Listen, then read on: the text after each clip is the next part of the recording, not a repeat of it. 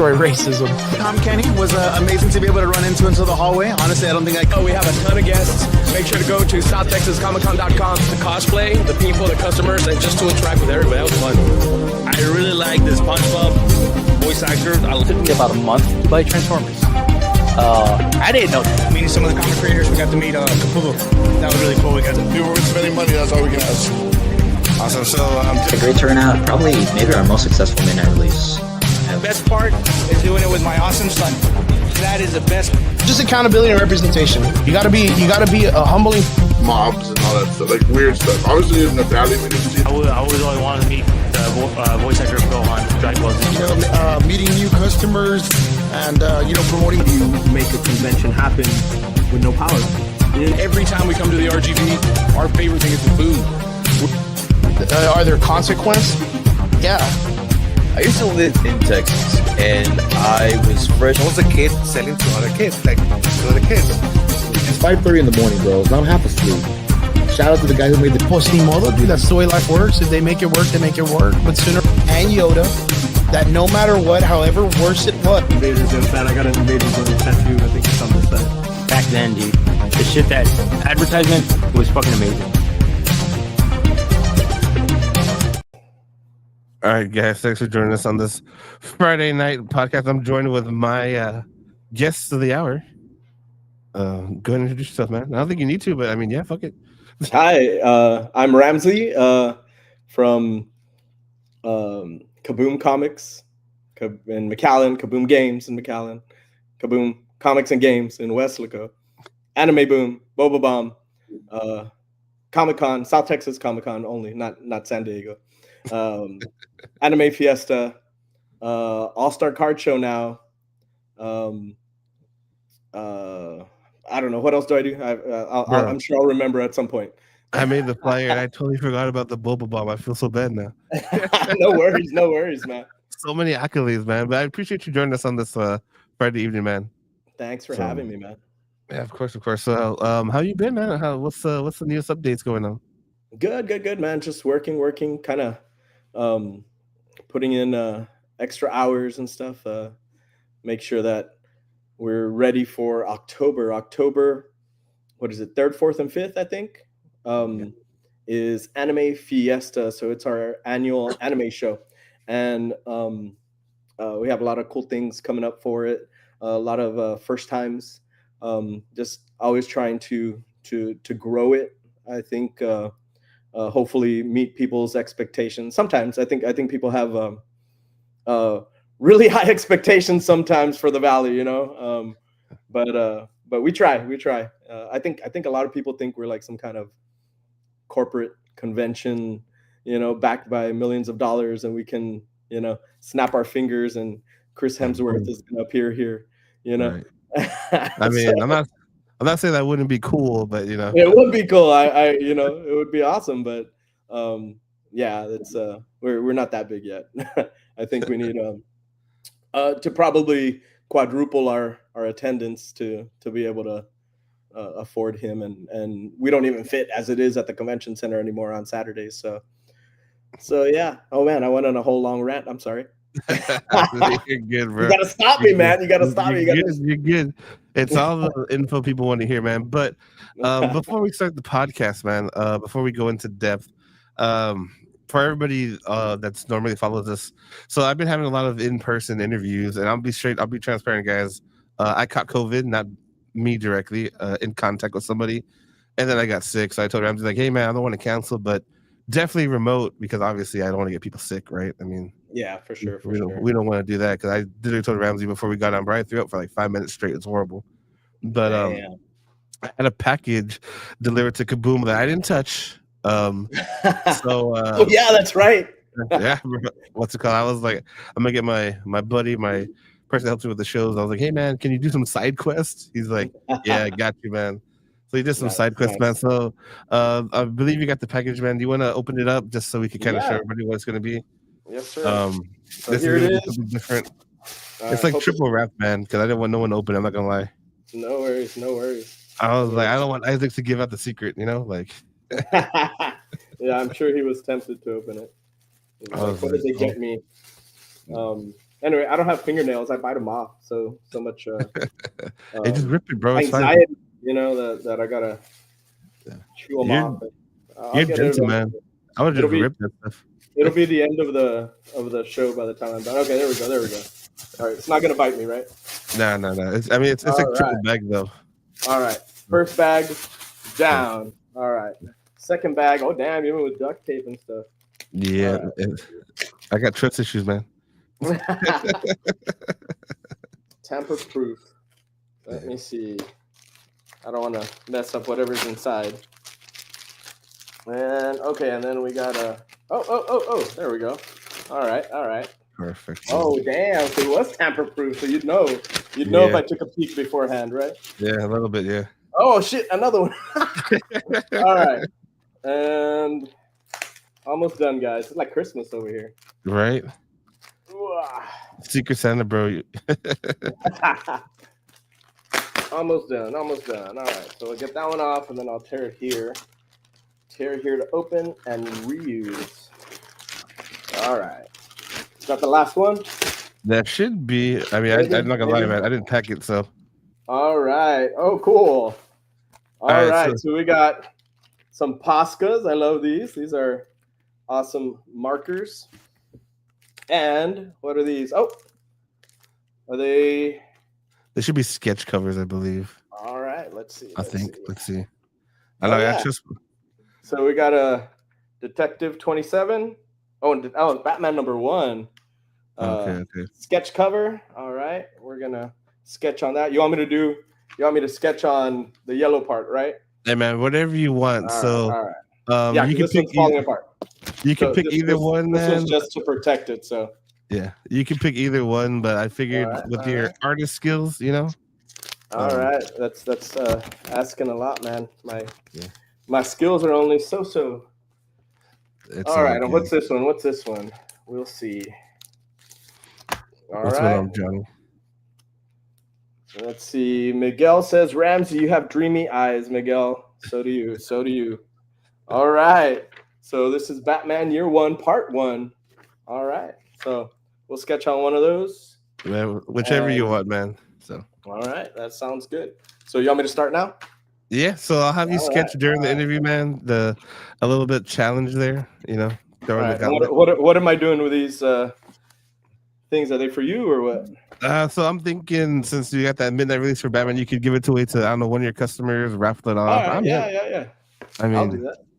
Whatever works, man. I just wanted to throw the gauntlet down because I know you're a big comic artist. I've seen a lot of your work. So I bought that Boba Fett one, bro, the one that you had for at South Texas Comic Con, the card. Oh yeah. And because I told my buddy, like, bro, I need that Boba Fett. It looks fucking sick. And I literally I put it in my tote. I have a tote that I take to every show. Yeah. Every time I'm like, oh, bro, and I'm like, if I ever run around, like, I get him to sign it, man. Like, damn. But it's just there, man. But it's like one of my favorite sketches. I mean, you have some good ones, man. But I'm a huge Star Wars fan, so Boba's like fucking cool. He's your boy. Yeah, so I was like, fuck it. But definitely, man. So talking about comic books and exclusives, man. I know you recently had a comic book exclusive. Yeah, so we decided to.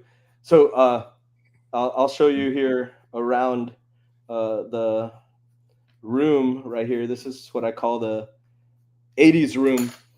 And so I have like kind of like a Transformers G.I. Joe shrine there. I got like all these Transformers and stuff over here. I got like old school consoles. I got, I don't know, some other crazy stuff over there. But it's a lot of Transformers and things from the 80s. So I call this my 80s room, and it's kind of my studio. So there's my mic and some other stuff here on the desk.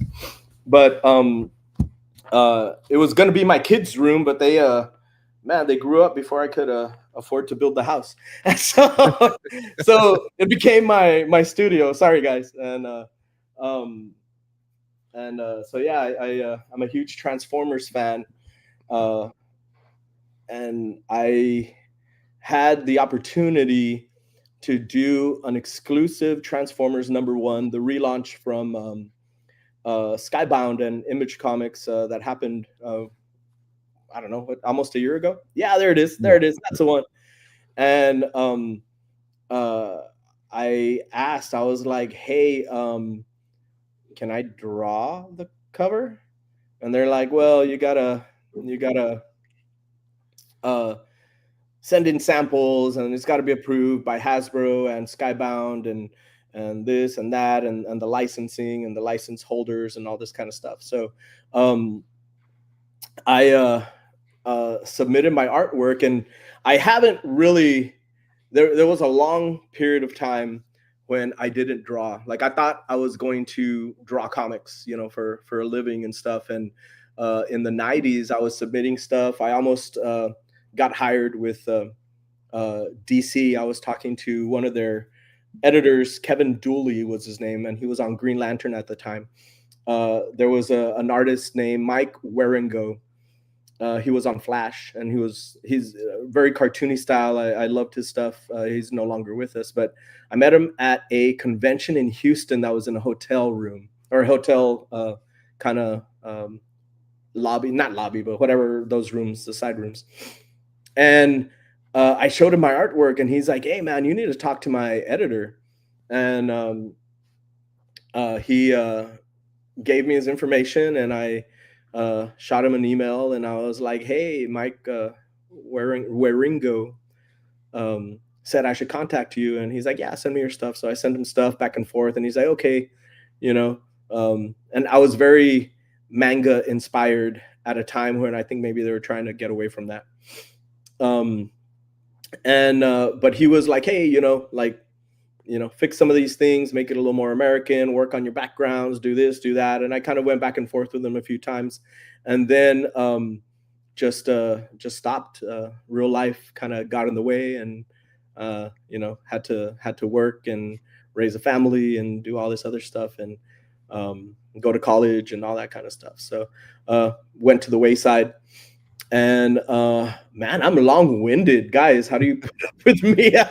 All that to say that there was probably like a 20, maybe 15-year period where I didn't draw at all, or very little, and then started kind of drawing again in 2016.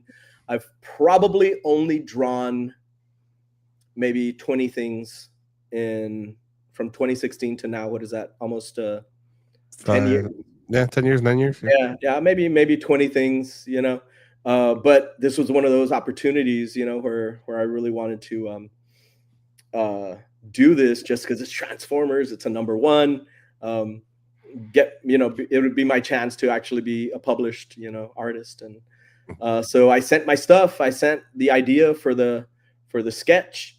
It was going to be an homage to Secret Wars number 8, the original series. And it was Dr. Doom, and he was all like kind of looking up, and all like his armor's all torn up. He was fighting with the Beyonder, and it was and still is one of my favorite covers of all time. It was drawn by Mike Zeck, who I've brought once or twice to South Texas Comic Con. But so it was supposed to be an homage to that, and so I sent it in, worked on it. They're like, yes, approved. And they made me upload everything to my social media, to my Instagram and Facebook specifically, because they're like, hey, we looked up the artist, and he doesn't have anything like on his social media. And I was like, well, the artist is me. And he's like, oh, well, upload it like right now, because that's what the license is going to look at. That's what Hasbro's going to look at. That's what Skybound's going to look at. And then they're going to decide from there whether you're good enough for the cover. And lo and behold, I was good enough. Yay. So finally, after, a lifelong dream, 20 years, was able to fulfill that. And then they came back and said, no homages. So I had to change the artwork completely. And then they said, spoiler alert, but if you haven't read, I think they're on issue like 16, 17, 18 already. So sorry, I'm going to spoil it for you. At the time, Optimus had Megatron's arm, not in this issue, but in the storyline. So they're like, well, he needs to have Megatron's arm. So I redrew it with Megatron's arm, and he was like kind of blasting the reader. And then they come back and they're like, well, he can't be aiming at the reader. That's a no-no. Hasbro never allows them to point the gun at the reader. And I was like, okay. So then I changed it, and then was finishing it off, and then he was like, oh, oops. in the first issue, he doesn't have Megatron's arm, so you got to redraw it. So anyway, went through a whole big process, but finally, that's the end result of the cover, and pretty happy with it. I would, looking at it now, I would kind of change some things. I see, like, I can see all the mistakes and that kind of stuff, and I'm like, man, I should have done this. I should have focused more on that. But man, it was so much drawing in such a short period of time, and a lot of stress to meet this deadline, because they needed all the artwork for it to be published in time and launched by, I guess it launched like in November, December, I don't remember when.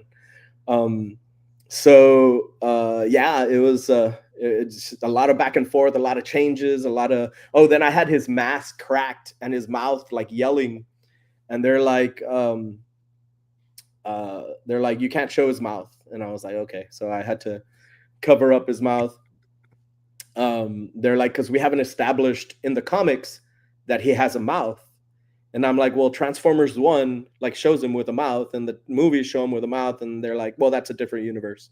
Maybe here he doesn't have a mouth, but if he does, we got to establish it first before you can draw it. And so anyway, a lot of revisions, a lot of back and forth. So I look at it now and I'm like, man, I wish I'd had more time on this particular drawing, Yeah, we got Poppin' Sons Johnny over here saying, what covers next? Oh, I don't know. We'll see. It's been a year, so I got to do something, I guess. Oh, I'm supposed to be drawing too. I'm sorry. I'm sorry. That's the whole point of the exercise, man. Yeah. Gotta. It's like Hot Ones here, but with drawing. With a marker. Well, I don't know. We'll see, Johnny. We'll see what's available. I almost threw my hat in the ring for Absolute Batman #1, but they didn't have another #1 coming out at the time, and I was gonna have to jump through a bunch of hoops to get approved and really prove myself to yet another company. I considered doing a G.I. Joe #1 because that's one of my other favorite properties as a kid. And so I don't know. We'll see what comes my way. Maybe I die tomorrow and that's the last one. I don't know. We'll see. Hopefully not. But maybe. You never know. What's it called? Was it since I know you're talking about being an 80s kid, is there anything modern that you would want to jump into now by any chance? As far as like drawing like somebody else's character? Yeah. That kind of thing. Man, I would want to do G.I. Joe, and I did come up with a concept for G.I. Joe #1, but it wasn't approved. It was the Baroness holding up like some guns, and she was like, half of her suit was the Cobra suit, and half of it was the new G.I. Joe suit, because in the current comic she's good, and instead of a Cobra symbol she's got a star. So it was a cool drawing, kind of half and half. Yeah.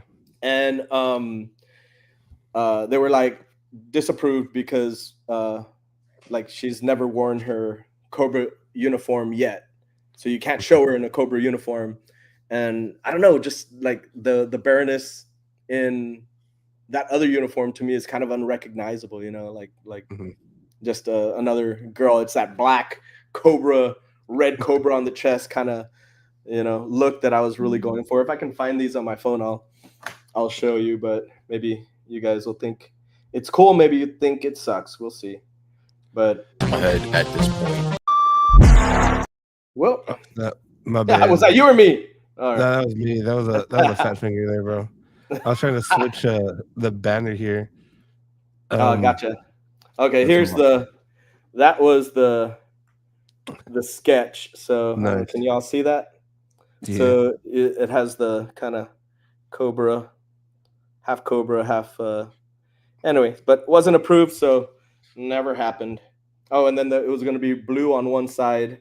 I guess I wrote there, and red on the other. You got to send them the concept, before they kind of approve any covers or anything. So, yeah, that's that. So we'll see. We'll see what comes of it. But yeah. And the Walking Dead. I didn't know that you had a Walking Dead cover one. Was this something earlier? So that one I didn't actually draw. So that one was I guess offered to us, and it was the very first exclusive, and they were reprinting Walking Dead #1. And so what happened was they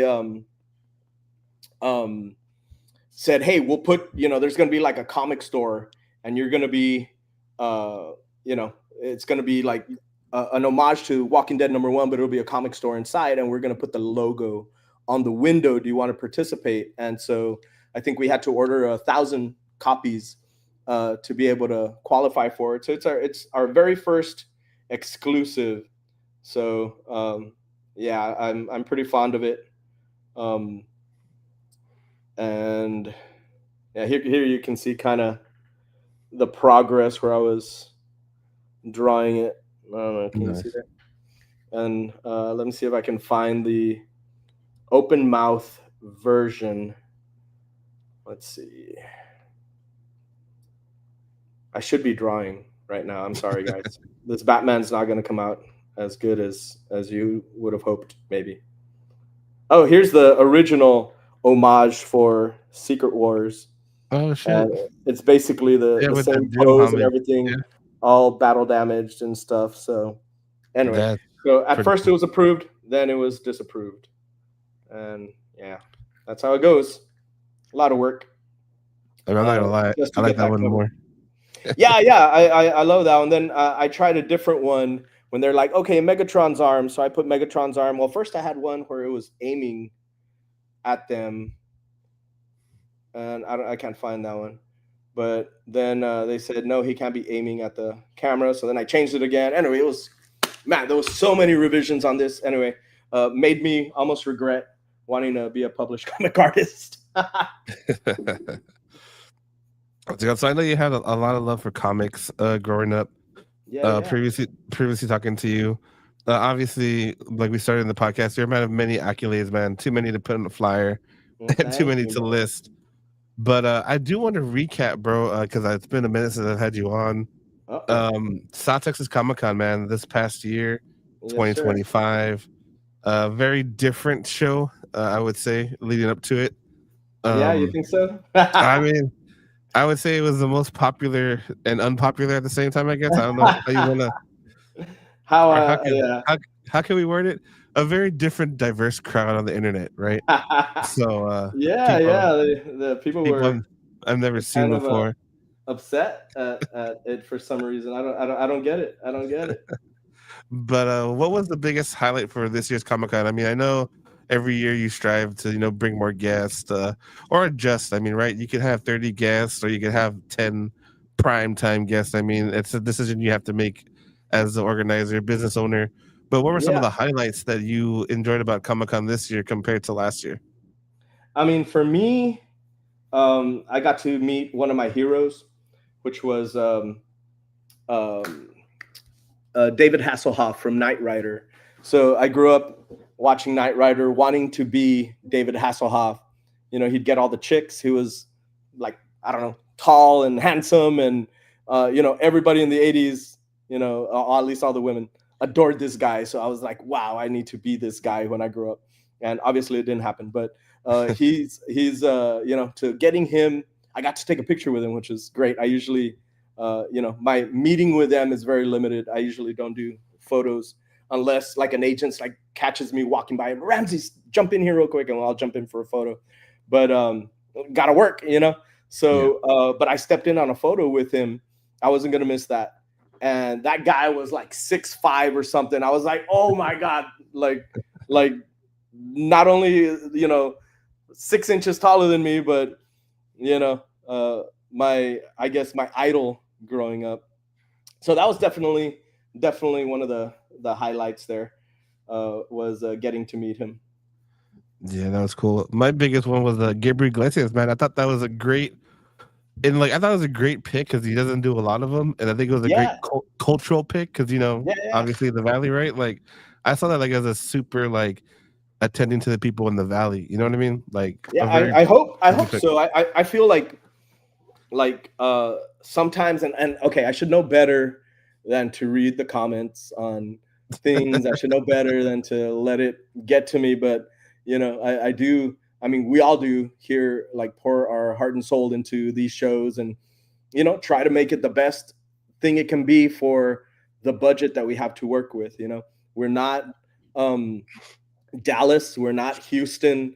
We get less than a quarter of those numbers. We're not San Diego, we're not New York, and I think people kind of expect that kind of stuff. But like we try, and that was one of the things I was like, cool, man. We got Fluffy, his very first Comic-Con ever. And we got David Hasselhoff for his very first Comic-Con in America, and which I thought was a really cool thing, but maybe I was the only one. I don't know. I guess for Fluffy and the people that came to meet him, they were happy, but they're usually not the loudest. When somebody, it's like, you go to a restaurant's reviews, right? If you have a great experience, okay, cool. You'll go back, but maybe you won't leave a review, right?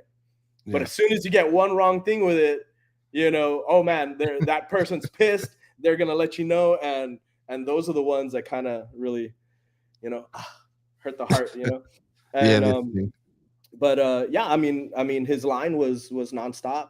He was a trooper. He was awesome. Yeah, I mean, we're really happy to be able to bring him in and have it be his first show here in McAllen. And I don't know if we get enough credit for doing stuff like that. I think people are like, we want Chris Hemsworth, we want Chris Evans, we want Tom Holland, we want Robert Downey Jr., we want Ryan Reynolds, and it's like, okay, we're in the valley, guys. Set your expectations a little lower, because we need a way bigger convention center, and we need 4 to 5 times the people to be able to afford $500,000 to bring one of them guests in for 4 hours. So yeah, that's how it goes. Dancing Chuck Norris was fire. That's true. Yeah, and that was another one that I got to announce on my birthday. We had been working on Chuck for a while, and finally were able to get him in, and I got to announce him on my birthday that year, and that was cool. Was that 2022? I think. Yeah, I believe so. When we announced him, and that was, I thought, was a pretty great guest for us to get down here. So, but yeah, I mean, we do what we can. Try to bring people that South Texas hopefully wants to meet. Mostly we get it right. Sometimes we get it wrong. And we'll keep going up to bat and hopefully hit a few home runs, and sometimes we'll hit some base hits, but yeah, sometimes we haven't struck out yet, so that's a good thing so far. That's all that matters. Big Rob saying, oh, Rhea, yeah, she's definitely on the list, but WWE wants some crazy money for that, so we'll see if we can make that happen. I would believe no that, promises, man. No promises, Robert. I'm sorry. Or Stone Cold, bro. I'll do anything to meet her. Okay, I need $100,000 right here, right now. Cash money. Cash money. It might even be $150,000 at this point, because she's only becoming more popular. So, and that's going to be for 3 to 4 hours. So imagine how many people we need to squeeze into that convention center to make that happen. Yeah. Definitely. So Comic-Con, was great. Fluffy again, cultural perfect pick in my opinion. I mean, you could buy his auto online.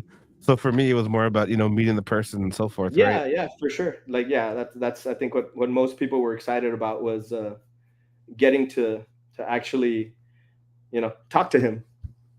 So yeah. And then I can't talk to Comic-Con, bro, without having to bring up the one little highlight of the setup, bro. Highlight. Highlight, low light. I don't know what you want to call it. I thought it was a highlight. Personally. Well, what do you think? You tell me the truth. Was it a highlight or a highlight? Because I always believed, haters are stronger in packs. You know what I mean? Oh yeah.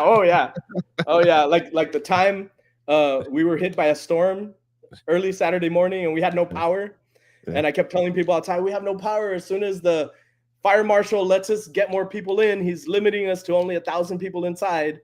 There's another few thousand outside. I was like, as soon as the power comes on, they keep telling me any minute. Anyway, hours went by and it didn't come on till like 3 or 4 o'clock.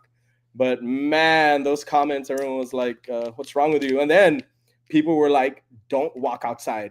These people are gonna hang you." But I had to, and I think it was Deadpool Joe, to Deadpool. Yeah, too definitely. It's like, "I'll escort you, man, because I'm very worried that they're gonna mob you." Like, really? Like, we have no power. I have no control here. Like, people were saying like you obviously didn't plan this well enough, and you just oversold tickets because you're greedy. And they're like, what else were they saying? I don't know. They were saying all kinds of crazy shit, but that comes with the it comes with the right. Because of the spotlight, man. But Bronco, bro, like that Bronco thing, who's bro. That? Who's that? That's the Fua. I'm not gonna lie, bro. This might be sidetracking it, but I went to the flea market to shoot some video for Johnny for Poppin' Sons. I'm trying to like sharpen my own like video skills, right? Yeah. And so I offered to do it for free and stuff, and just to get my skills going. And as soon as I walk in the flea market, I'm like, man, I can't wait to meet Bronco. And they're like, oh, he's bad. I'm like, well, then the fuck am I here for? Like, I was like, I just want to know what the big deal is about this guy. Apparently he's, everything. I guess. So we put a thing, and we try to support local, right? We want to, try to support local, I guess, whether it's celebrities or movies or things happening local. We try to support it, right? And so there was some celebrities who were only going to be there Friday, Saturday. There was some that were only going to be there Saturday, so we had extra spaces on Friday and Sunday that, were going to be empty, right? And I was like, why don't I offer it to some people? So I put it up for a vote. Tim Smith. I was like, all right. So, got in touch with Tim Smith. They're like, okay, he's going to see if he can make it. Wasn't able to make it. He had other plans. He had to attend some other thing he had already, but hopefully, they said next year. So maybe we'll see. We'll see if we can get Tim Smith there because everyone's excited for him. I don't know who else we had. A local wrestler also. I forgot her name. They contacted me. She came in on Sunday. I think she's from maybe Laredo, and she's doing some good things. So gave her a spot. Gave some comedians a shot as well, and some space. Local comedians, and people were like, Bronco, and I was like, we've had him before. We had him during that storm, right? Yeah. And everything was fine, and people wanted to take pictures with him, and it was just like a fun thing, Yeah. And wow, did they riot? So we thought. So I was like, let me reach out. Everyone's voting for him, but they were trolling me, right? And so anyway, so we made it happen, and then had to make it unhappen just for safety reasons. Like people were pretty upset. Yeah, and I guess his people were like, oh, he's gonna go get in a fight, and all this stuff, and his manager's like, dude, like he's not even like that. Like he's super chill. Like people want to instigate shit with him all the time. And so that was the concern, is that not him per se, but that somebody's going to instigate something there, inside the con, and we're going to have some problems. So just spoke to his people, and, just for everybody's safety, just decided that maybe it wasn't as good idea as I thought it was. But on the upside,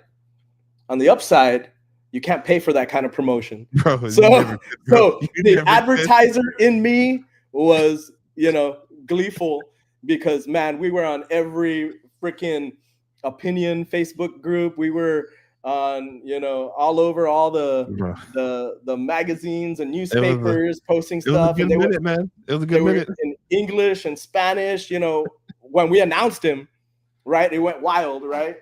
And then when we had to withdraw, it went even crazier, and I was like, oh wow, dude, I just hit the jackpot with as far as promotion and stuff. So but yeah, I mean, his people were super understanding. He was super understanding, like it was super amicable, and I don't wish them any ill will, and like I thought you know, it was gonna go great. You know, I thought people were gonna, hey, if you like him, cool, he's there. You know, for 2 hours, dude. You know, he was gonna be there for 2 hours, right? And people rioted. And anyway, so yeah, just for everybody's safety, we just decided, you know, we don't want any bad things to happen there. So yeah. Yeah, of course. Is that going to be the new upcoming thing when you're going to preview like Yeah, every time, so I can get those headlines, man. I'm gonna call him up and say, hey, let's do it again, you know. And he was in every headline too. So yeah, Tom Kenny, yes, Tom Kenny was amazing. He was. Did you get to stay for his show? He was super talented, super cool guy. I mean, loved him. So we'll see when we can bring him back. We got HorrorCon. Yes, HorrorCon. Good on HorrorCon, man. Yeah, well, eventually, we're trying to figure out how to make it happen. Man, 5 shows a year, bro. I mean, screw it. Like I'm down for it if people will show up. But the thing is, again, people are going to be like, we want Freddy Krueger, you know, but you know, we need, I don't know, 50,000 people to show up. But for HorrorCon, we couldn't even get 3,000 people to show up. So, you know, that's a tricky situation there. And even if we got him, there's no guarantee that, you know, that many people will show up for it, you know. Horror is not everybody's, you know, thing, you know, especially with kids and stuff like that. Although, man, those horror cons were fun. Some of the kids were, you know, they would bring, because we do makeup on people and stuff, and we do zombie walks and all kinds of stuff, and all the kids, they loved it and stuff, you know. So anyway, but yeah, we'll see. I want to bring it back. I obviously miss it. It was a lot of fun. It was our first show that we ever launched. We got to move out of October because all the horror celebrities quadruple their price because they're so in demand. And I learned the hard way that you know, they don't care if you're San Diego Comic-Con or South Texas HorrorCon, they're gonna charge you the same amount. You know, they're not about, at least the agents, you know, they're not about like, oh, I'm gonna, you know, settle for less at this place. Nah, my worth is this, or his worth or their worth is this. You got to pay it. As one agent told me specifically, Freddy Krueger's or Robert Englund's agent said, you need to back up the money truck. I was like, how about a little money bag? They're like, no, back up the money truck. And I was like, okay, well, I don't have a money truck, unfortunately. So yeah, you know, it's not the guests that decide, it's the agents that decide, you know. If not, I'm sure, you know, the celebrities would come out to every Bleeding Heart convention's, you know, request. Yeah, absolutely. So obviously you shied away from HorrorCon just given the business decision, right? You can't get that many. Yeah, I mean, you can't lose money forever, and that's the issue. But I thought about, you know, bringing it back. You know, I want to bring it back. It'll probably be in a smaller area, like a smaller way, less guests. I think I went kind of wild in 2014. We did it for 3 years, and the first year we made a little money. The second year we broke even. The third year we lost a lot of money. So that was, you know, that was the end of it. We couldn't get enough people there to justify, you know, the cost of the Walking Dead celebrities and the cost that you know, like I said, they're not going to make an exception because I'm in South Texas and because my show is small. Like the agents want their money, they want their cut. They're gonna, you know, make sure that they charge, you know, what they think is appropriate. And it might be fine for New York, it might be fine for LA, you know, but it's not really fine for us. So, you know, it's a thing that we got to build up. You know, I think people would always post like, well, when you bring Freddy Krueger, then we'll go. You know, oh, when you bring Norman Reedus, then we'll go. And now they'll never go because you know, they didn't support it coming up. You know, and maybe it was partly the wrong decisions. Maybe I should have set better expectations and you know, but anyway, it is what it is. That's how it works. I better get to drawing. I'm sorry, I get caught up talking, man. You're all good, man. So with HorrorCon being displaced out of the lineup right now, Which my challenge to you, man, we can touch on it later, is I would love to see another Fan Expo weekend, bro. I mean, just between you and me. Oh yeah, fan weekend. Yeah, Yeah, fan that weekend. one was fun, but again, no one showed up. Yeah. But it was also the flood happened in Houston and Round Rock and not Round Rock, all that Gulf Coast area. So that happened. We had to refund a lot of people who were going to come down for that, but we had the DeLorean there, we had the Kit car there, we had an R2D2 robot going around, we had Rey Mysterio Jr., we had Miley Flanagan, the voice of Naruto. Who else did we have? Blue Power Ranger. I don't know. We had a bunch of people there. But anyway, that morphed into it was our September, October show, our fall show, and it morphed into basically Anime Fiesta eventually. Funny story, because that's all I wanted to talk about. Yeah, there we go. Perfect segue. So, Perfect Anime Fiesta segue. coming up. This is going to be your how many years? Your 4th, 5th? Man, that one I don't even know. I'm not even gonna lie to you. 2019. 5, 6. We skipped 2020 because of the pandemic. So 2021, 2, 3, 24, 25. Are we 25 or 26 already? We're 25 technically. 25 still. Okay, so it'll be our 6th one. Yeah. So with Anime Fiesta coming up, man, we got in the comments David asking, are there going to be any Naruto at Anime Fiesta? We've been working on Miley Flanagan for a while. Yuri Lowenthal was another one that we had a couple years ago. Wasn't available for this show, but we're trying to get him back. Dave Wittenberg is another one that we want to get there. But man, we keep striking out with our dates. I don't know. We'll see. Hopefully, eventually, if not, hopefully we're working on hopefully trying to get them for Comic-Con. We try to go either or, whatever they're available for, but we'll see what we can do. I get you. So with Anime Fiesta going into the 6th year, I got to ask you a question, man, because I just saw that you guys posted sumo matches now. So what made you guys pivot to that? I mean, I know, finding innovative ways to change things, what led you to that, or what else can we expect to see, So we're always trying to kind of add more stuff to it, more things to do, more bang for your buck, right? People are buying tickets, $25, $35, $45, $55, whatever, if they're buying 1 day, 2 day, 3 day, whatever. And so we're always trying to give you more bang for your buck. And what you get, you don't get autographs, you know what I mean? You don't get photos, like that's extra, So what you do get is the live experience, the on-stage stuff, the things like that, and if you think about what a movie ticket costs you to go for a couple hours, you can go here all day, and we have a ton of stuff to do.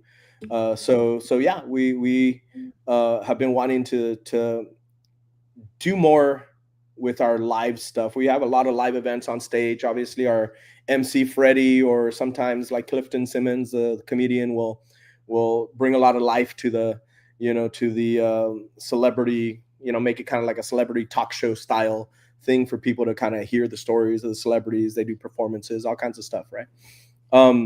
But we want to do more, right? So we're always looking for like performances and stuff, obviously keeping it within the theme, right? And so we had a chance. It didn't happen last year for the sumo, but we were able to make it happen this year. So yeah, we have a professional sumo wrestling company coming in. They're going to be performing on the main stage. There's I think 3 different matches on Saturday and 3 more on Sunday, or some kind of mix like that that you can catch on the main stage of some of their professional sumo wrestlers. And it's like a lot of fun based on the videos they've sent us, and everything looks like it's going to be fun. So we added last year a piano performance called The Sounds of Anime, and that was a huge hit.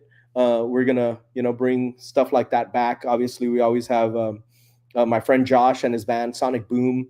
They do all the video game metal songs, and they dress up, and It's a lot of fun. So yeah, we the after parties, with the DJs and stuff. So the live aspect of it is super important to me, coming from live events and being in a band, and that's my background was stage managing and event management for concerts and festivals and stuff.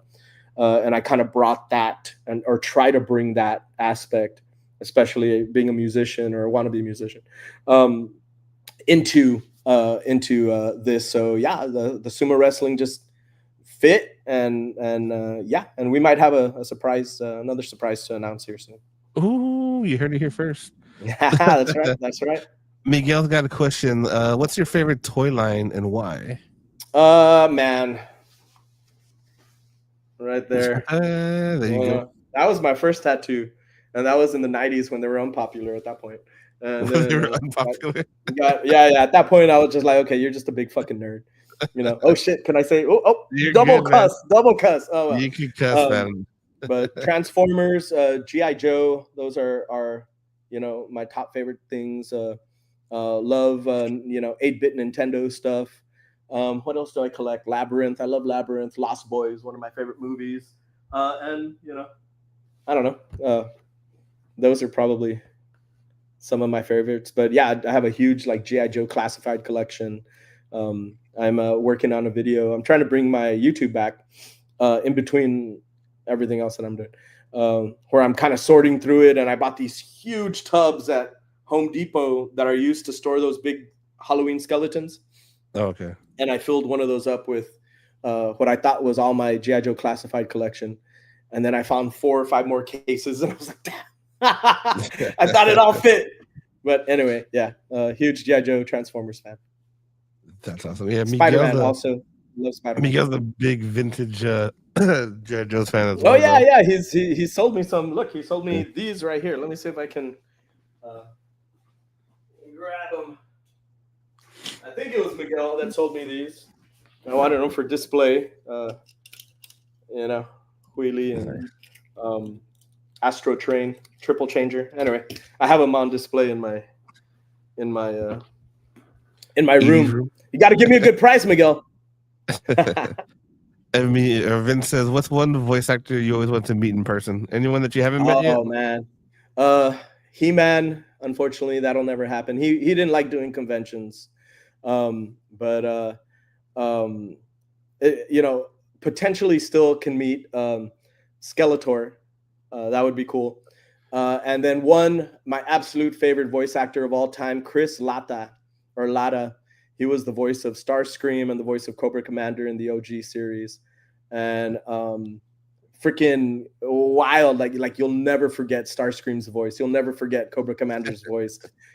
So unique and so awesome, and the life he brought to it. But he died, I think, in the 90s. So yeah, those that's my bucket list right there.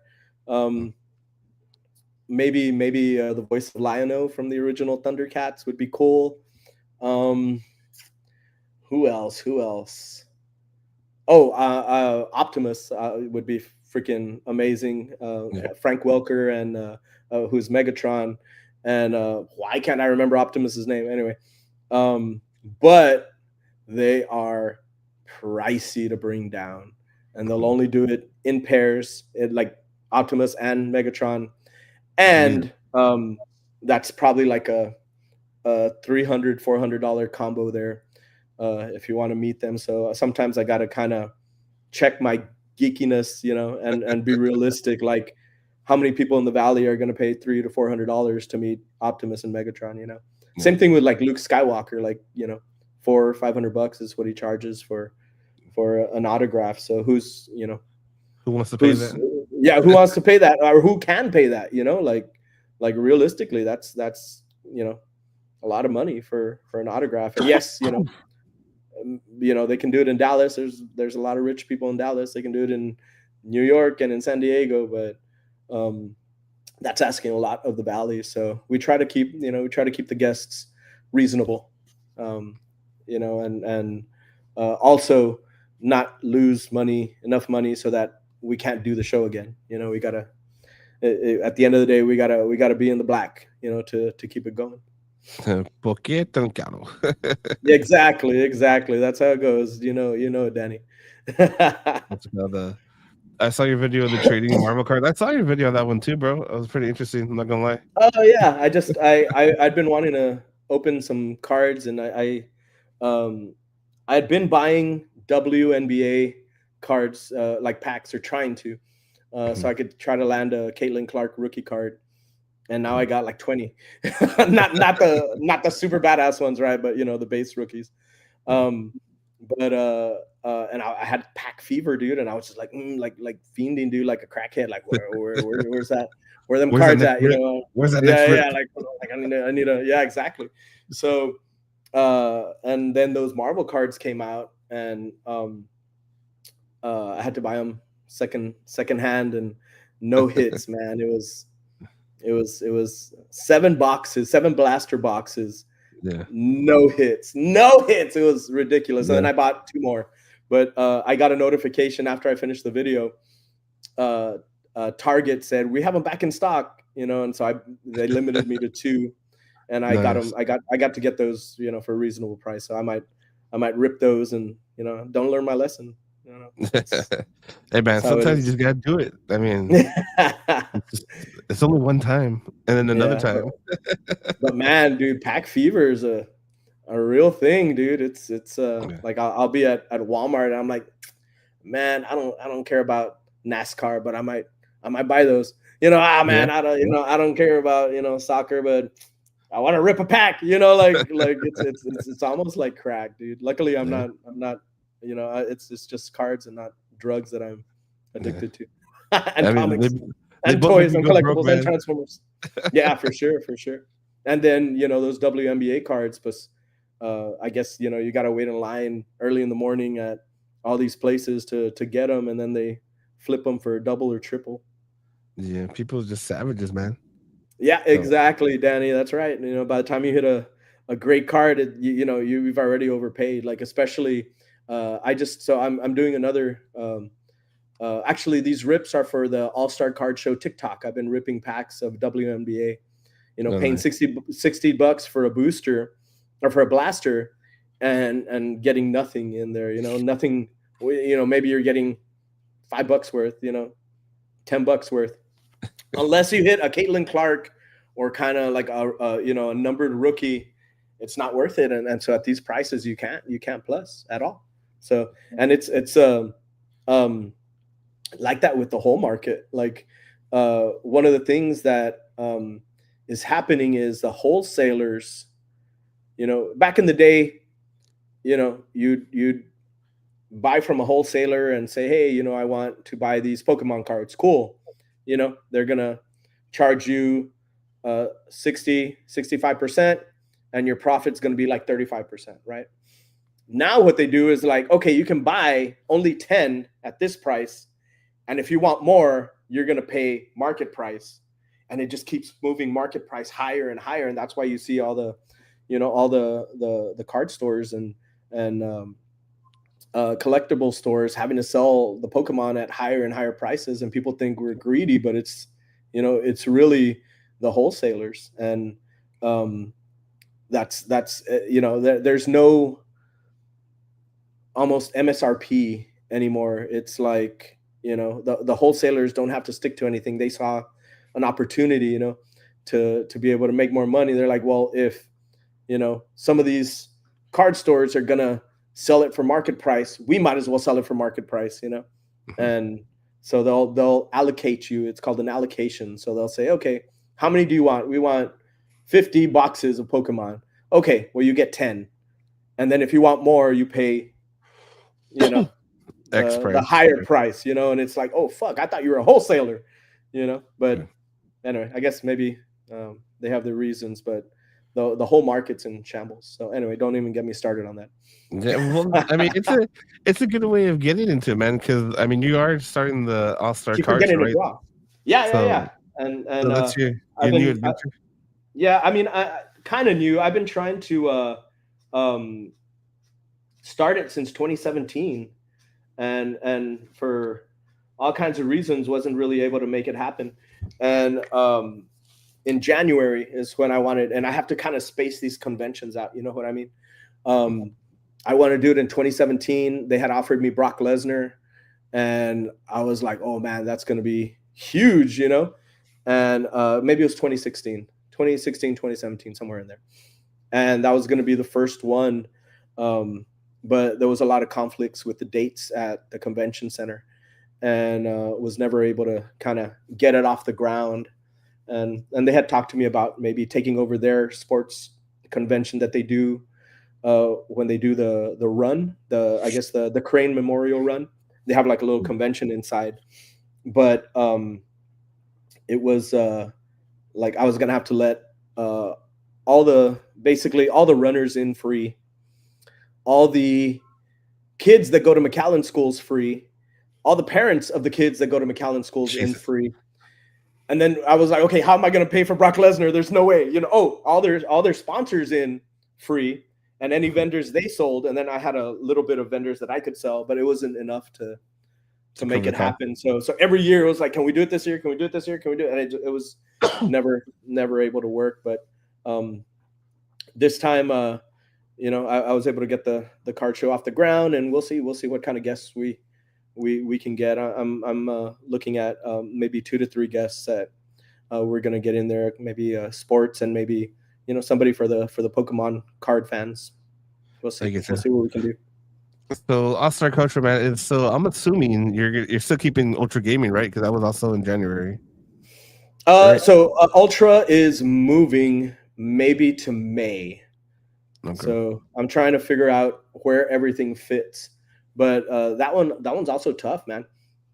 Mm-hmm. The gaming one, realistically, is kind of like a loss leader. It's kind of like a passion project. It didn't lose as much as HorrorCon. You know, it's like we might break even, we might lose $1,000, you know, whereas HorrorCon was way more than that. You know, so I keep trying to, like, okay, I'm gonna make it work. Like, how do I get more people to this convention? And I don't know, gamers maybe just don't want to come out, you know.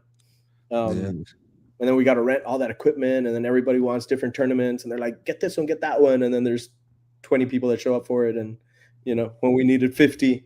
So anyway, that was a tough one, but we're probably relocating that one to May. I get you. Nice. No, so we got All-Star Culture coming up. So what are some of the things you can share now? I'm just curious, like for All-Star? Yeah. So we're working on sports guests. A couple sports guests, maybe one, you know, baseball, football, basketball, maybe 2 football, baseball, basketball, maybe a wrestler potentially, we don't know, and maybe 1 Pokemon voice actors. But we're gonna, you know, start it reasonable, maybe 3 to 4 guests. We'll see who's available. I want to try to keep it cheaper, like at a cheaper price range. The other thing is that sports people are way different than Comic-Con guests. Like, Comic-Con guests will sit there all day. They'll meet the fans, usually whether they have money or not. But the sports agents are different, and they're like, yeah, there's no unpaid meet and greets. Like, you want to meet them, you pay. And they're there for 2 hours, 3 hours max, and then they're gone, you know. And they're very pricey. So it's a whole different world for sports. So I'm learning it. Cards, I know. TCG, I know. You know, sports cards I collect. I would collect them as a kid on one of those rips that I was doing for the All-Star Card Show TikTok. In the back, you can see the Michael Jordan Upper Deck baseball rookie card when he joined baseball that I packed. I remember when I packed that at a card store. I was a little kid, like I was in maybe 7th, 8th grade. The guy was like, I'll give you $50 for it. I was like, hell no. And I have my original Bo Jackson, where he's got like the bat and the football, you know, stuff. Anyway, a bunch of stuff that I used to collect as a kid that I found maybe like 2 or 3 years ago. And I was like, oh, wow, I still have this. That's awesome. Mm-hmm. Anyway, but yeah, sports dudes only want to do an hour. Yeah, exactly. So Danny knows all the pain, I'm sure. But it's that kind of thing where it's a whole different thing. And you know what? Like, sports guys are, you know, always charging like $400 or $500, you know, and that's what it is. You want a football jersey sign, like, you know, for the, you know, the the major players. I heard who was charging $25,000 meet and greet. Was it, I don't know, for like Joe Montana or something like that at Fanatics Fest? Like, it's insane. It gets insane, you know. So manage your expectations. It's not going to be Joe Montana coming to the Valley for the, you know, for the first time. But we're going to see who we can bring. Hopefully we can bring cool, fun, interesting people that you'll want to meet. But yeah, you gotta pay, and we're not gonna, you know, we're gonna try to keep it like somebody that charges like $50. You know, try to keep it kind of at least reasonable. And we're not gonna.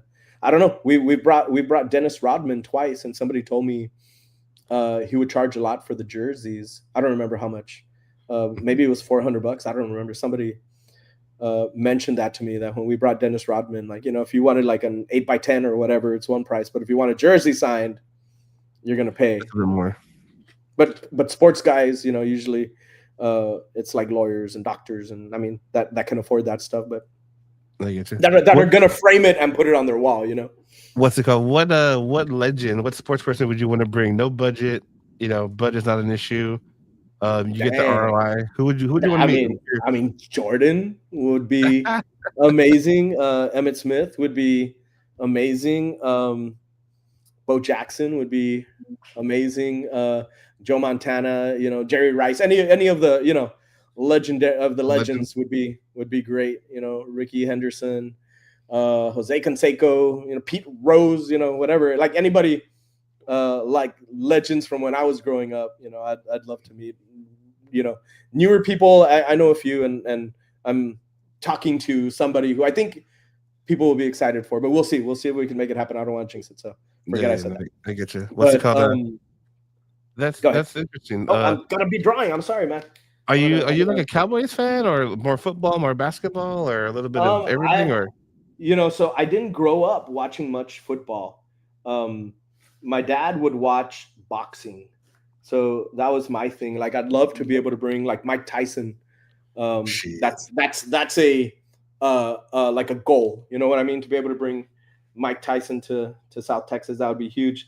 You know, not saying it's going to happen, especially not at this show, but not yet anyway. But eventually, that's what I'd like to be able to pull off. That's my goal. That's cool. That's cool. Well, I mean, I know everybody's looking forward to it. If you guys want to get a spot, I believe you got the website already up. Yes, sir. All-Star Card Show. Right? Yes, we are accepting vendors. I think we've had maybe 30 some signups already. And we should be sending out those invoices for people to secure their spots here pretty soon, if we haven't already. I don't handle vendors.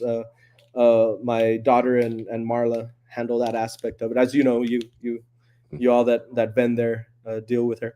So, but yeah, it's already starting to fill up. People are excited for it. We haven't even announced anybody, and people are excited for it. So I think if we're able to get who I hope we're able to get, I think people are going to be pretty happy. Well, I mean, if you need someone to the podcast there, I mean, we'll I'll go. What? If you need someone to do a podcast over there, I got you, man. Awesome, bro. Awesome. What's it called? So you got a lot of things going on. We talked about Comic-Con, we talked about Anime Fiesta, All-Star Card Show. Yes, you know, I always like to recap things that we've talked about before, bro. So how's your comic coming along? So my comic is done, and it's been done since 2021. But there's 3 pages that I need to change that I think will make the story a lot clearer and a lot easier to read. But every time my artist has time, he works for Marvel now and you know, some other imprints as well. And he was doing Captain America, Sam Wilson. He was doing Predator for a little bit. He was doing he did a Moon Knight. Every time he has time, I don't have time. Every time I have time, he doesn't have time. So we're going back and forth. But it should be. I'm trying to get the Kickstarter to launch at Anime Fiesta. So that's the goal. But it's basically finished. It's colored. I just want to change three pages to make it a little clearer, I guess, what's happening. And but yeah, I've been sitting on it since 2021. It's been fully colored and ready to go. But it's just that, you know, artist mentality. Is it good enough? Pete Rose passed away. Oh shit! Yeah. I think I did know that. Yeah. Thanks, Danny. But anyway, I forgot what I was saying. Go ahead. We were just talking about the comic. It's funny to see, yeah. like, Oh, my very first podcast with you, where you were at that point, and then where you're at now. so I was actually drawing the Kickstarter graphic for it. I'll give you all a sneak peek here. I don't know if you can see that, That's sick. but basically it's a fast food worker who gets like a giant sword and doesn't know what to do with it and kind of bumbles his way through saving the universe. And that's kind of the gist of it. I've had the concept since I think 97 is when I first came up with it. Me and my best friend Jess, who also will be hopefully launching the comic at that point. He has a comic called Phantasmo, and it's looking great. It's like a old horror wrestling kind of vibe, dude. Like he grew up with with El Santo and Blue Demon, and them fighting zombies and stuff like that. So that's his shit. That's his love, and he really put it into this comic. And very, very happy that he's almost done with it. All the art is done. I'm working on getting the script to somebody who's going to letter it, and it looks really good. That's good. Good. And what's your launch date? What are you shooting for? I'm shooting for the beginning of October to launch the Kickstarter. And I just need to get with the artist and make sure that he can deliver the pages within a 3-month period. I think that'll be plenty of time to get the 3 pages drawn, inked, colored, lettered, and then get it printed. But I don't want to do it without that. So yeah. Oh shit! I should be drawing. My God. My God. You're all good, man. And then AI, bro. There's a lot of artificial intelligence. Good in the world and bad in the world. Yeah. I could get a quick opinion on it, man. What do you think about AI when it comes to artwork, especially like obviously AI has good intentions, right? I always laugh. I don't know if you remember when people were making figures of themselves, right? Oh yeah. And posted on Facebook. I'm like, man, you have like AI at the tip of your fingertips, and you want to make a figure of yourself? Like, you could ask AI anything. Yeah. And that's the only time it's the only time I ever got irritated. I was like, man, you could ask this thing to teach you Spanish or whatever it is. Nah, that's not fun. That's not fun. Yeah, but let's make a figure. And I'm like, okay, like it is what it is. But do you ever feel like AI just like obviously now they have things in place, but it had a little impact on the comic world, or no? Yeah, I mean it's gonna affect us all. It's I think all the artists and actors are scared, and rightly so. That you can just type in a prompt and something beautiful comes up in seconds, where it's taken me this whole time just to do a Batman on there, a Batman head. That's as far as I've gotten. And fully painted and beautiful, and of course movie studios and eventually comics, Marvel, DC, as the technology gets better, if they can cut out the artists and all the pay they have to give them, they're going to, they're going to do it. It's a business decision, and it, and a lot of these corporations are kind of cold, and I guess they got to support their people too, right? They got to make their money. I don't know, the shareholders too, I guess. I don't know how important that is, but it's an amazing, thing. It's a scary thing. I don't use it for artwork. I played with it for when it first came out. I was like, oh wow! But at the time, it was like it was like 10 fingers on a hand, and and it was I was making like cartoon frogs and things like that. You know what I mean? But then the fear kind of started to sink in, and it's like, okay, like can't really keep supporting this with a good conscience, and then not only that, but are people going to think that my things are, that AI does them, you know what I mean? That, all this stuff that I'm taking, that Transformers thing, are they going to think that, oh, that was AI, Yeah.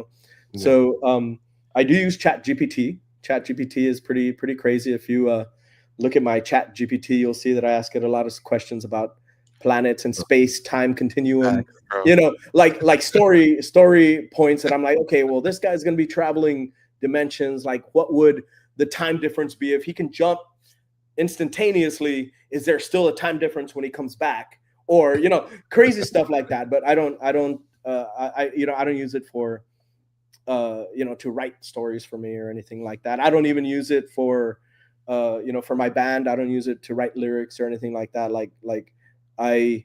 One of the few things that brings me a lot of joy is when you create something and you're like, wow, I did that. You know what I mean? And when we create a song that we're proud of, and I'm listening to it, like I'll cruise it in my truck and listen to it and how it's sounding. And sometimes I'll get goosebumps on my arm and I'll be like, wow, dude, like I did that, you know, like that, you know, would take away a lot of that.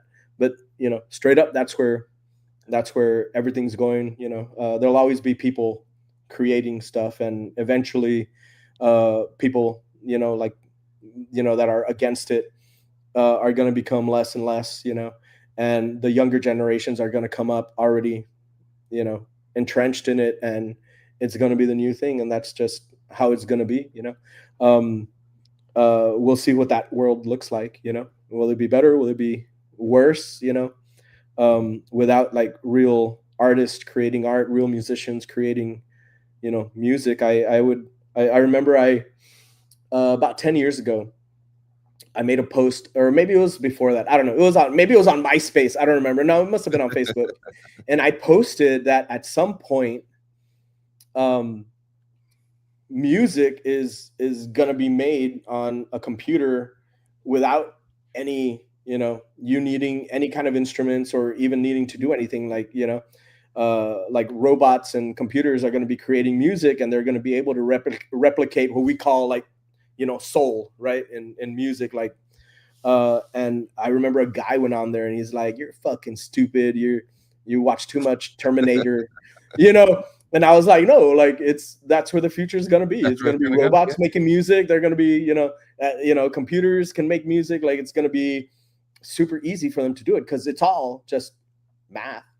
You know, if you think about it, it's all just timing. You know, soul is just like, you know, feeling the groove, but it's still something that an algorithm can figure out." Yeah. And so I fought with this guy on Facebook for a little bit, and wherever you are, who was fucking right? Who was right? Who was right?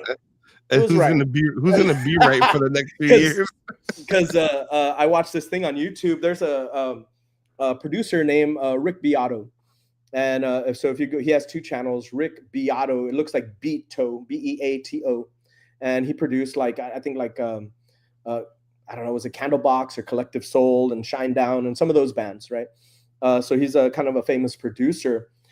He did an interview with maybe CNBC or one of those stations, and they sat down with him and they're like, "Yeah, let me show you how easy it is." He just said, "Write me a song of you know, about a girl, I don't know what, this and that, you know, coming to terms with you know, a breakup and moving on to a new life," right? Boom, boom, boom. It shot out some lyrics, right? And then he's like, "Yeah," and he's like, the guy's like, "Do you want to read them?" He's like, "Nah, I don't care. I'm just gonna pop them in there." Boom, popped it into a program called Suno, and within 2 minutes, it had a fucking beautiful song, dude. And I was like, wow. And one of my detractors is my guitarist Frank, and one of my best friends. And I sent it to him, and I was like, "Dude, what?" And he's the one that told me, "Is like, they'll never replicate soul, also, right?" And I sent it to him, and he's like, "I'll listen to it later," but he didn't listen to it. I bet he doesn't want me to be right, Frank. But anyway, that song was beautiful, dude. You wouldn't know, you know, you wouldn't know that it was a freaking computer. It generated like a thumbnail. I don't know if it was that same program or a different program. Generated a thumbnail, and it was an insanely catchy kind of singer-songwriter song, and it was scary as hell, dude. Because now, you know, anybody can make music, and that's a great thing to an extent, right? But you know, people that have kind of put their whole lives into trying to perfect their craft, you know, it's kind of, you know, is it for nothing, you know? And so as a musician, you think about shit like that. So What's it called? What was the guy's name? I want to look at it real quick. Oh, Rick Beato, and then maybe it was C. Let me see who. Hold on, I'll. Can I put a link in the chat? Let me see. Yeah. I'm just gonna look at it after the podcast for myself, man. I'm not gonna lie. Oh, okay. So Rick Beato, and I think it was CNBC doing a story on it. And hold on, let me look at the text I shot Frank, because he'll I'll get the link from there for sure. And here it is.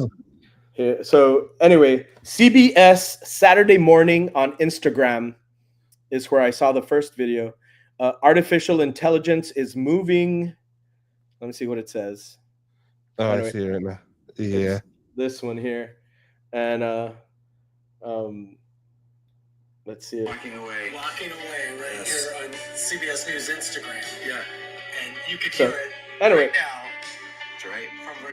That's a later video, but anyway, that's one of them. I think there's a YouTube version, and where they actually interview like music producers, and they're like, "Hey, what do you think of this?" And they're like, "Wow, that's scary," because there's some complex lyrical shit going on in there that you would hope that a human did, but really it was a computer, an algorithm that did it. And so even Nashville producers were like, holy shit, I get you.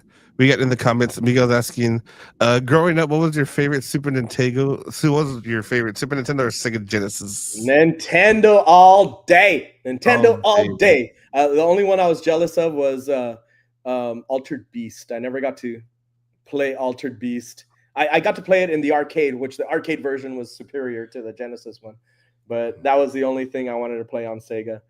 Everything else, my friend had a Sega Saturn at one point, and he was showing it off, and I was like, "Get out of here with your Sega shit, man! Nintendo over here, boy." Sega Saturn. Did you have a specific favorite game on Super Nintendo? Castlevania is oh, that's true. Probably my favorite. Yeah, I have an arcade cabinet, a fully restored arcade cabinet of Castlevania that I was able to buy after I think it was in 2016.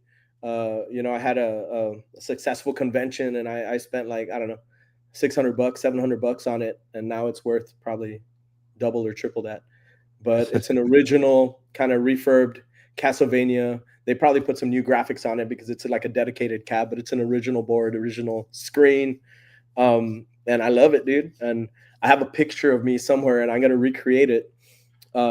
Where I beat Castlevania, and I'm like a little 7th grader, 8th grader, like holding the fucking, I'm like, and the little TV was like literally a 13-inch TV, right? We didn't have a lot of money, but I had a Nintendo, and got Castlevania somehow, and I beat it, and I'm gonna recreate that. One of these days, I'm gonna beat Castlevania, which I have here.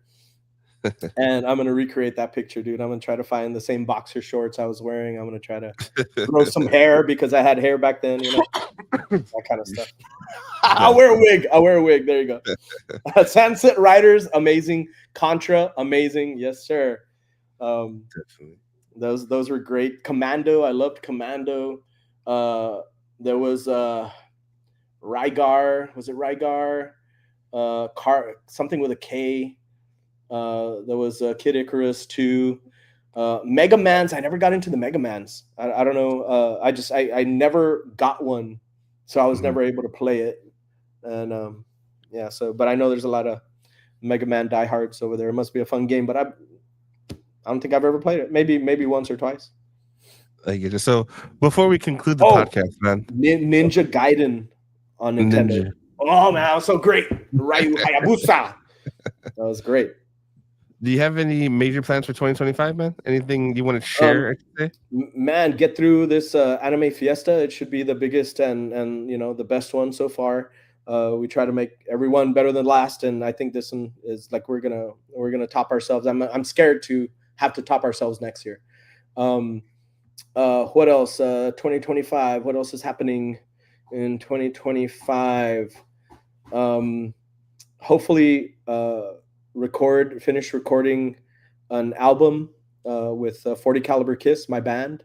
Nice. I'm gonna try to knock that out with Widowmaker Studios. Josh, shout out to Josh and his studio. We're hopefully starting on Wednesday to start kind of getting those 10 tracks ready so that we can, hopefully start releasing them one at a time in 2026. That's a goal of mine. What else? What am I forgetting? My wedding anniversary. I'll be married for a year with Marla. Y'all, if you've been to the conventions, and especially if you're a vendor, Marla. She's my ride or die. She's so I think we got married on. Not I think we did get married on December 7th. So that's our anniversary. I'll have to come up with something cool to do for that. And what else? Bring back I don't know. Horicon? Am I missing something? Bring back Horicon. Excited for that too. I don't know. I guess that's how you still doing that G.I. Joe comic after all? No. So my idea was shot down. And I showed the artwork earlier of the Baroness because I wanted her in the Cobra outfit, or at least half. It was half Cobra outfit, half G.I. Joe outfit. Since in the new G.I. Joe, she's a good girl. And they denied it, and so I didn't have time to come up with another concept. And I was like, I'll wait till later on to do that. But yeah. What's it called? So, any advice you want to leave, man? Any good advice that you heard? So, good advice, man. Work hard. Doesn't always have to be for somebody else, but don't give up. Right when I was gonna give up on Kaboom is really when it started to work. If I had just listened to everybody and said no, of course it took 10 years of blood, sweat, and tears, and having to be a teacher to pay my employees' salaries, and Comic-Con and other things floating Kaboom. But eventually it worked, but it was a lot of hard work. And if it's something you really want to do, you can you just got to bleed for it, and there's no other and be smart about it too, and learn from your mistakes, because I've made a lot, and not all my businesses were successful. I learned how to crash businesses before I learned how to how to steer them correctly. But yeah, and if you're an artist type like me, you have the artist mentality and you want to create and stuff, I'd love to, just make music and draw all day, but you got to do these other things to be able to do that, but you just kind of have to look at business as an art, and kind of, if you're thinking this way, kind of look at it this way, and flip it on its head and see, like, okay, like if this was an art, what would I need to do to become a better artist? And I think that's kind of what I've hopefully and keep on being able to do for the stuff that I love. And if you have a family, don't quit your day job, because you're gonna be broke for a long time. Like I was like I couldn't go any lower. I couldn't go any more in debt. When I was betting on myself, like I was I dug a pretty big hole, $100,000 in debt, and had to pull myself out little by little. Everything, going through there, living with my mom, for years and years, just to not have to pay rent, to be able to, get these things going. So there's a lot of sacrifice in there. But if you're willing to sacrifice, you'll succeed eventually, if you're smart about it. So you got to be smart about it too, and really learn from your mistakes. What's some of the worst advice that you want to share that you ever got? So bad advice is fuck it. No pasa nada. That's that's the bad advice. And my friends, my bandmates are always like, come on, no pasa nada. It's like, as soon as that phrase leaves somebody's lips, you need to run. Like, really, like, don't fall for it. They can call you whatever you want, whatever they want. Don't oh man, I keep forgetting to draw, dude. I'm gonna have to finish it after the fact. And then they're gonna think AI did it. That's what I got so far. That's as far Nice. as I got so far. So I haven't finished shading it and stuff. But yeah, that's kind of where I think everybody needs to steer clear of is the no pasa nada. All right, steer clear of downtown. Right. You know, if you're gonna have a bad habit, make it something in collectibles. Don't make it beer or drugs. And you know, at least you know, you can tell your wife like, hey, at least I'm not a fucking druggie. At least I'm not shooting heroin. At least I'm not popping pills. At least, you know. But then, you know, these are my pills. You know what I mean? Pup, one of my favorite characters from Transformers. Anyway, but yeah, and yeah, if I had a pill for every action figure I have, I could probably sell them and be rich. But yeah, I don't know if I can sell action figures for as much as you can sell drugs. Anyway, maybe I'm full of shit. Who knows? Don't listen to me. Don't listen to me. I just collect cool things. No pasa nada. No pasa nada, way. That's hilarious. Well, you know, I appreciate you jumping on tonight, man. We got Anime For Fiesta, sure, man. October 3rd and 5th. We do have Batman Day coming up, guys. So if you don't have your pools, so, I just I went to go pick up the package you left me, which was these you know, sketch covers, and there was those Batmans had just come in for next week, for next Wednesday. Batman #1, and Isaac had opened up one of the blind bags. So the blind bags, like, it's like pack fever, dude. It wasn't going to be long before they put comics into packs and made you want to open them, right? And so you can get like a 1 in 500 variant, and they're all foiled, everything inside those plastic Batman ones. And he pulled out a pretty cool cover. It was like a silver cover, and it was like Batman hanging off of like I guess those stairs that are on the buildings where the fire escape, you know. Oh, nice. It was pretty simple, but it was really well done. I don't know. I didn't stay long enough to see who. I had to come back to do this, but yeah, it's looking really cool. So I'm excited for the release of Batman #1 next Wednesday at Kaboom. So come get them. We ordered a bunch of those blind bags. So if you have pack fever like me and you want to rip some things, you know, the bag only. Don't rip the comic, guys. Don't treat your comics bad. Yeah, it's gonna be September 3rd, right? Yes, sir. Yeah, so September 3rd, where you can go ahead and give away the sketch Batman. So if you guys are on the podcast, there's about 5-6 viewers on. So if you guys have a pool, an active pool with Kaboom, in your current, if you're current, if you're current, please keep your pools current. Or I mean, you know, you can raffle it, ticket it off, or whatever it is. But it's going to be a 1 of 1. Hey, that's right. That's right. I'll write it on there, 1 of 1. Yeah, but unless I do the other one, then it might be a 1 of 2. A 1 of 2, yeah, that's true. Whatever you want to do, yeah. But you know, I just thought I'd challenge your artist side of it. I wanted to do it in person more. Let me show you what I ended up doing, and I still got to finish it off, right? But that's kind of where I'm at the moment. It's a lot of pressure to draw on a cover, and you only have one shot. Right, you can't mess it up, man. Yeah.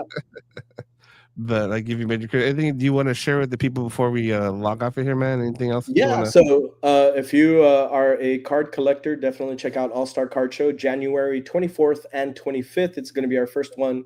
Like I said, I was trying to do it since 2017, and finally got the green light to be able to do it. Back then, we were going to have Brock Lesnar.